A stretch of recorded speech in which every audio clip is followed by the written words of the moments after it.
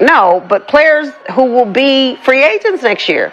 There's a lot of other shit going on that players are like, this ain't where I want to be. Sheryl Swoopes is fuming. She boldly predicted that Caitlin Clark and the Indiana Fever wouldn't attract top free agents. But reality just proved her wrong. Indiana has not only landed elite talent, but they're also shaping up to be a powerhouse. Now, Swoopes' take is aging like spoiled milk while the Fever build a potential super team. Someone might want to check on her. She could use a timeout. Let's break down how Indiana dominated free agency while Swoopes takes a massive L. So will Caitlin Clark be a good pro? Absolutely. Will Caitlin Clark come into the WNBA and do what she's doing right now? Immediately? Absolutely not. Not gonna happen. Okay. Not on the right team? Sheryl Swoopes was wrong. Again. At this point, it's practically a tradition. Let's be clear. She's a Hall of Famer and a WNBA legend. But she's also become a full-time critic with no shortage of hot takes. Miss, I Know It All confidently insisted that the Indiana Fever had no shot at signing top-tier free agents. Well, fast forward to today, and she's probably somewhere regretting those words because Indiana is out here making power moves like a championship contender in making. What it do, peeps? Sheryl Swoopes is been missing. Sheryl Swoopes is MIA. They got a APB out for Sheryl Swoopes. If you see Sheryl Swoopes, she did a lot of talking a few months ago about the Indiana Fever, the locker room environment, how people didn't want to play there, how people wanted to leave. Stephanie White came in and said, okay, hold up. Let me go to Indeed.com and Indeed get some free agents to come in here that want to play, that are accomplished, seasoned veterans. She did all that. Cheryl's been nowhere to be found. Sheryl got a lot of crow to eat, folks. Sheryl could be choking on crow right now. She need that Heimlich maneuver. If you see Sheryl Swoopes, tell her it's okay to come out and talk and say, man, you was wrong. It's okay. I bet Sheryl was sitting back thinking, no way these players are choosing Indiana. But guess what? The contracts are signed, the jerseys are ready, and the doubters are left scrambling for excuses. And let's not forget, this is the same Sheryl Swoopes who swore Caitlin Clark would need years to adjust to the WNBA, as if Caitlin isn't out here casually dropping 40-point games like she's been dominating the league forever. Fever fans are already becoming huge fans of Natasha Howard, and that is something that I've talked about in previous videos. The Indiana Fever are that golden destination, and I can't help but laugh to the fans and the people online and the media commentators, unfortunately, who said that nobody wanted to play in Indiana. That doesn't make any sense. Let's be real. The hate for Caitlin Clark has practically become its own sport. And if there were a podium for Caitlin Clark haters, Sheryl Swoopes would be sweeping the medals, gold, silver, and bronze, standing there looking salty while the national anthem plays. Oh, she won't translate to the WNBA?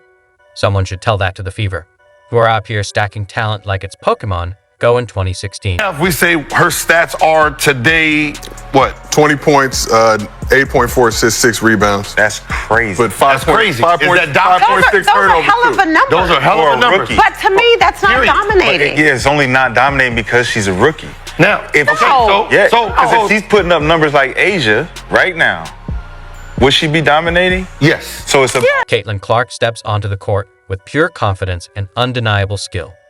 While some veterans look uneasy, one thing is certain. She didn't wait for permission to shine. She took the spotlight and made it her own. Went even further when a game that Sheryl Swoopes was calling for the Dallas Wings, where the commentator was talking about how great Caitlin Clark had been playing. Sheryl Swoopes, silent for 60 seconds, didn't even want to address it. And it got so bad that the game that Dallas then went to play against the Indiana Fever and Caitlin Clark after the domination of the Chicago Sky, Sheryl Swoopes got pulled from the fucking broadcast. And that drives them crazy. Caitlin Clark has more national recognition than half the league combined. That's just what happens when you're a generational talent. While others waste time hating, she's out here stacking accolades, selling out arenas, and turning the Indiana Fever into must-watch basketball. The disrespect this team faced before her arrival was unreal, but now, free agents are sighing, the doubters are backpedaling, and those old takes, they're about to disappear. Caitlin's rise is unstoppable, and the Indiana Fever slander is officially over. Pick up a vet, a professional like Sydney Colson, and then you also have a vet like DeWanna Bonner, and you also have a vet like Kelsey Mitchell, and then you have Cece and Aaliyah Boston and Lexi and the MAGA Barbie, and isn't Katie Lou still on your team too? So I mean, shout out to the Indiana Fever, but it's clear that this is a scheme that Todd set up to get Cece a ring. Fast forward to today, and guess what? DeWanna Bonner is back, Natasha Howard has joined, Sydney Colson is locked in, and Sophie Cunningham is ready to go to war for her squad. So Sheryl, what happened to players not wanting to go to Indiana? Because real hoopers are signing with the Fever like it's a 5-star destination. Did she think they'd have to beg?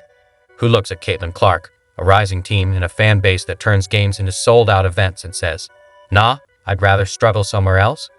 Be serious. The Fever. And by the way, every single narrative about the Fever is like whatever about them signing Sophie Cunningham, who they don't like. They love DeWanna Bonner. Like, these people, they signed DeWanna Bonner. And again, they were saying, like, we have actual people working for networks being like, DeWanna Bonner will never sign for the Fever for obvious reasons. And I'm like, what are the obvious reasons? Genuinely, what are the obvious reasons? They are basketball players. Somebody check on Sheryl. She might still be stuck in 2002. The Fever aren't the same team she remembers. This isn't Tamika Catchings single-handedly carrying a squad of role players. The Indiana Fever are stacked now. Natasha Howard is a proven champion and elite scorer. Sophie Cunningham brings the grit and energy this team thrives on.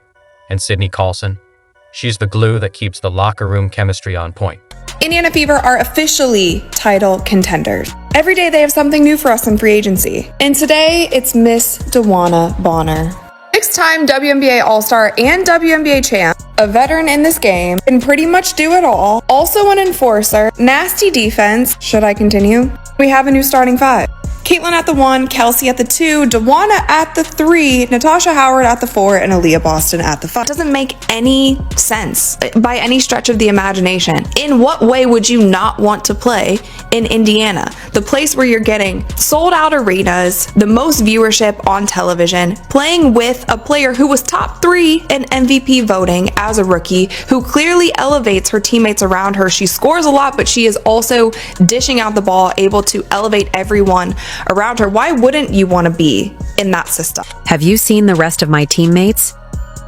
There will still be cake this year. I already got the design. This is one of the weakest teams there has been. This is genuinely one of the weakest, sorry, not weakest teams in comparison to other teams that could win a championship. Like, this team is not as good as the Chicago Sky 2021. They have one better player, but that might be it. Chicago Sky 2021 was at least deep. Yeah. So, Asia. Nah, this is tough.